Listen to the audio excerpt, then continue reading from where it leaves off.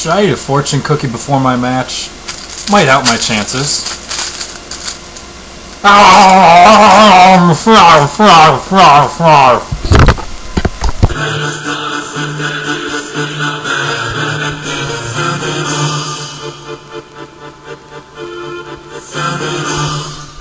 Alright everybody, hopefully that fortune cookie does in fact help me out. After all, it says, what's it say? The smart thing is to prepare for the unexpected. Lucky numbers are a bunch of junk.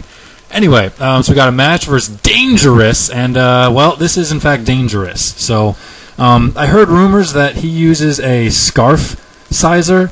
I don't know if I want to hydro pump it or set up my rocks. I've got Chopal for his superpower, which of course is going to not be expected by him. And he's faster, so he's definitely most likely scarfed, and I'm just going to go with that. So I set up my rocks because I figured I'm going to want to make sure they're there. Considering I've got a Torment Train, I've got a Gengar, and considering just the guys I have, I'm not too worried about his sizer yet. Assuming I still have a couple options, his moves can either be effective or completely unimportant. So I switched to a Gengar just in case he wants to stay in, dodge his attack. And here comes a Jirachi. So thankfully rocks are already paying off. I saw leftovers, and I'm just going to scout for information because that's what I love to do. Give me that knowledge. Get my knowledge on. So sets up light screen. I decide to pain split. It doesn't do nearly as much as I thought it would, but it's better than what else I could have done. So he U-turns out and doesn't break my sub, which is awesome. And then comes a Pert. And I'm thinking, well, what the heck can I do? He's going to want to set up rocks. I could go to Empoleon, so I can Grass Knot him, as that is kind of the point. But I don't know. There's a lot of things going on. I don't really want him to roar me away, which I know he's going to after he sets up rocks. So I just went with a Shadow Ball. I completely forgot about Light Screen, though. I was expecting I could 2-hit KO or get very, very close to it. Forgot about Light Screen, and he apparently also has a ton of special defense. So that just did not work out at all for me. That was not what I expected. So in comes a Cress, and I know he's just going to roar me right away, so I'll get some burn on it. Even if it wants to be like Surf Ice Beam or something, don't really care. It's more the residual damage that I want to get. So I know he's got some special defense now, so I'm going to need a little bit more damage if I want Pert, or if I want Empoleon to 1-hit KO him with a Grass Knot. So here's a Heatran. And I know I'm going to be faster. He's expecting HP Grass, so he's going to do his own thing. But I'm thinking, man, Earthquake's coming. I got a lot of guys who can avoid it, whatever. I'm just going to scout for information. Again, he could have roared me away. I was afraid of that. The reason I'm really afraid is because I don't want my own Dragonite to come in too early. Or, I mean, other guys like Crest come back in that can't do anything either. So I do Protect and Sub and stuff like that just to scout for information, see what he wants to do. I saw Roost obviously immediately and Leftover, so he's going to be some come on, really? Heal Bell? What are the chances somebody has a Psycho Shift Crest, and what are the chances his opponent happens to have a Heal Bell Dragonite? Man, that really, really sucks. My only hope of status now is going to be if I can get that Dragonite asleep, is the only way that it's going to matter. So, really sucks. I'm already in like a hole. He doesn't know it, but I already am in my mind.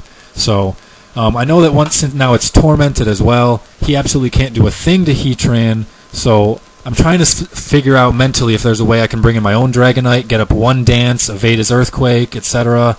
But there's not a way for me to get a dance up and evade a Dragon Claw at the same time. So I figure, I'm already safe. There's no need to switch. I can stall him all day long. He doesn't have that many Heal Bells if he wants to get rid of Lava Plume Blurn. So I'll just stay in. Why the hell not? I predict Earthquake and Protect so that I can save my sub. I guess in reality it didn't really matter as I can just sub on something else, but whatever. So now Pert comes in, and I went with a Torment right off the bat so that it can't continue to keep just roaring me away all day long, because there's nothing I can really do about it. And I gotta hope that it brings in Empoleon, really. So most people don't really know how Torment works. He could roar immediately right now again if he wanted to. I'm thinking about Outrage and Dragon Dance and stuff. I do have Yacht Berry if he has Ice Beam, but because of Stealth Rock and because of Sizer, I can't take the hit. I mean, it's still going to hurt even though I have Yacht. It just doesn't kill me. So I know I can't kill him with Outrage anyway. He still has Jirachi and Sizer, so I'm going to switch. Just a matter of what to. Since I know the chance of him roaring is very, very slim, I'm going to go right to Empoleon, see if I can Grass Knot this thing and get it the heck out of dodge. So that is indeed what I end up doing. Lots of extra time. There we go. Okay, go back to Empoleon. He goes with Ice Beam, and now he's thinking, oh, he gets a crit, which, you know, honestly, whatever. That's a crit you don't get later, dude. So honestly, now he's expecting that either Jirachi or Dragonite's going to come in, so Grass Knot would be stupid. My initial thought was get up some Stealth Rock, but I forgot that I already have them up. So now I'm looking at Grass Knot or Hydro Pump. Hydro Pump ain't going to do it, so I'm just going to go with Grass Knot. And he stays in, not thinking that I would go for it, and he does. But he still lives. Like, I don't even see hit points right there while I'm narrating. I don't see hit points. But the tempting EQ also caused him to stay in, and he goes for it and finishes my dude off. So now I'm pressed with the choice of what do I want to bring in. Dragonite can come in, take Stealth Rock damage, not get a dance up, and that's not going to work. So right now Dragonite's pretty much just let me bring him into your Dragonite and threaten you with Outrage. Tangrowth can come in, but I don't want to take an Ice Beam while I Sunny Day Up, and you know, if I don't Sunny Day Up, revealing him is stupid. So going to Heatran is going to be my best bet because I know I can finish it off. I'm just going to go right for Lava Plume so that if he does want to switch, it still hits whatever the heck comes in. Gengar was an option, of course, but then Sizer just comes in and, you know, Scarf Pursuits me and I'm dead, or Bullet Punches me and I'm dead. So that's just a bad situation. I can't afford to have Gengar kill something, ironically, until that Sizer's gone. So now it's his decision to think what the heck he wants to bring in, and he's thinking about it for some time.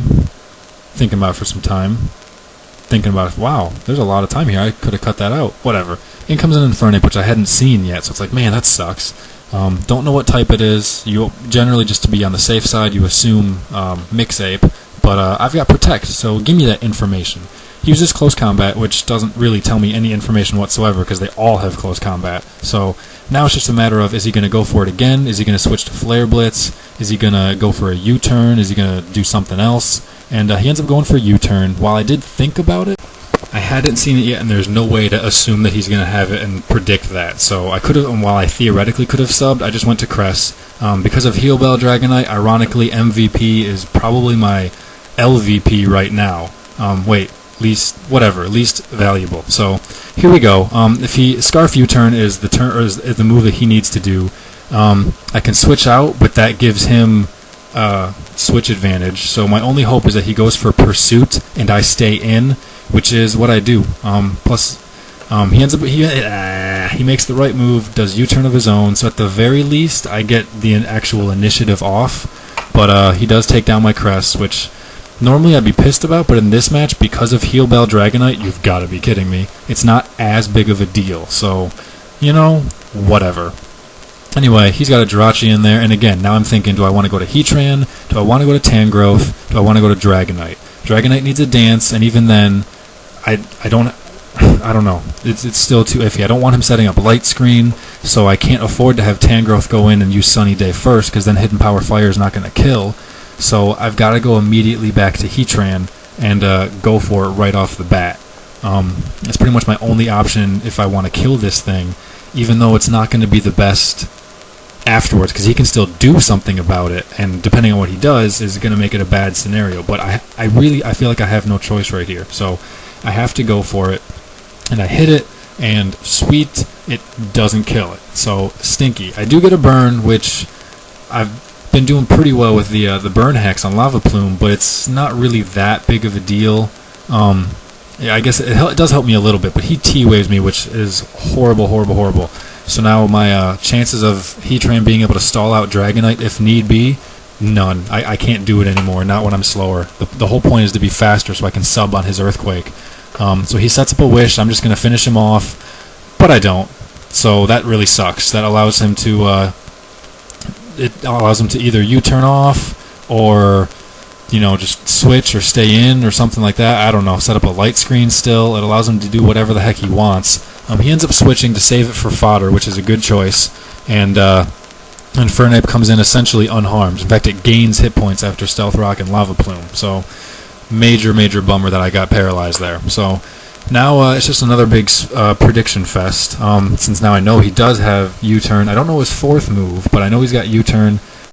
And I know now he's also trying to predict my Protects. So at this point, he's pretty much useless, though, when he's paralyzed. So I'm going to force him to make the right play, make him make the right prediction, and go for a Lava Plume, which is sweet, because in comes a Sizer, but I'm fucking paralyzed, man. If Sizer was gone, Dragonite would be good to go after one dance. and Gengar would be good to go to kill people. So that was huge. So I'm going to stay in here and go for it again. I can probably live a superpower, which I end up doing, and go for the Lava Plume. But come on, man, that's just, there's something wrong with that. Twice in a row is ridiculous. That thing should be gone. So he does get the attack drop, so I'm going to protect this turn, or attempt to protect, I should say, get some more hit points and potentially survive. And he uses Jirachi as his fodder on that turn, which I don't think was a really good use of the fodder, but it allows him now to bring in his Sizer, switch moves, or something like that. I don't know. He ends up bringing Ape right back in, and at this point he thinks that I'm just here to have my Heatran die, so I switch to Lich to dodge close combat, get some Stealth Rock damage on myself. Big deal, I am a Pain Splitter. So, and now he can't use close combat, so he likely wouldn't U-turn. I am faster. I can one-hit KO it from here, but then of course Sizer comes back in, which should be dead, and kills off my Gengar. So I sub just to see what he wants to do, get myself a little bit more damage for when I might need to Pain Split his Dragonite, and I'm just going to go right back to Heatran. So these switches are pretty much just saying to you guys, hey, see, I do know how to play, I do know what's going on, I just can't buy a turn of luck to save my life. So at this point, it's looking super, super grim. There's not a whole lot I can do. I get paralyzed again, which was just a protect, so it's not really that big of a deal, but just the concept that I was paralyzed again is ridiculous. So whatever, Heatran finally goes down. If I did protect on a close combat, I might have gone back to Gengar for another one to get him out of his close combats, but whatever. I bring in Dragonite because at this point, since Sizer's still around, I'm not going to be able to get that dance up. He's not going to be able to sweep. So I've got to finish off Ape, hope that he wants to stay in. I don't know what his fourth move is. It might be HP Ice, which I'm in a way hoping it is because I do have Yacht Berry, and he seems obviously heavily physically invested. So it might be it might be there. Getting up Dragon Dance at this point would be stupid because of Sizer, and he might have Mach Punch as his fourth move. I don't know. So I'm going to go right for Earthquake, and Flare Blitz burns me. I didn't even know it could burn me. It's not going to matter against Infernape, but come on, just the concept is ridiculous. So, plus it does additional damage. Thankfully it doesn't kill me, but it does additional damage. So, not going to matter. Sizer's just going to come right on in, finish me off with anything he chooses. But what? He brings in Dragonite? Are you kidding? That's what I wanted from my perspective, not his. So he's hoping that I've got Dragon Claw and that the burn is going to matter enough. He can just roost off the damage, but he's wrong. Both of us are surprised. And now we've got a match. Both of us have two guys left. Both of us have one guy left unseen. I'm going to go with Gengar first because I know he's got a Sizer, and I desperately need that Sizer to get stuck on a bad move like Bullet Punch or Pursuit. That's what I need. Maybe not Superpower, Bullet Punch or Pursuit. So, however, he doesn't want to go with U-turn because of the Bug Resist, so he ends up going with Pursuit, which is perfect for me because I can take a Pursuit. So this gives me my turn to set up Sunny Day, and what's he got? Fortune Cookie says, expect the unexpected. He's got a Rotom. You've got to be kidding me. So whatever. At this point, I'm pretty pissed due to all the hacks, and now here's a Rotom, and I'm just like, man, you really, dude? God, but he didn't know, so whatever. Go with a Solar Beam, see how much it's going to do, and Lady Luck, the Fortune Cookie, has blessed me divine. I get a crit! Can you believe I get a crit? I finished the bloody thing off. HP Fire is going to finish off the Sizer, and I can't believe I just miraculously pulled that one out. Man, it was a ridiculous ending. Pretty much had three players because Luck was just on both sides. It was a crazy match all over the place, but I think both of us can enjoy that very dearly. Thanks for watching, guys. Stay tuned for more. Peace.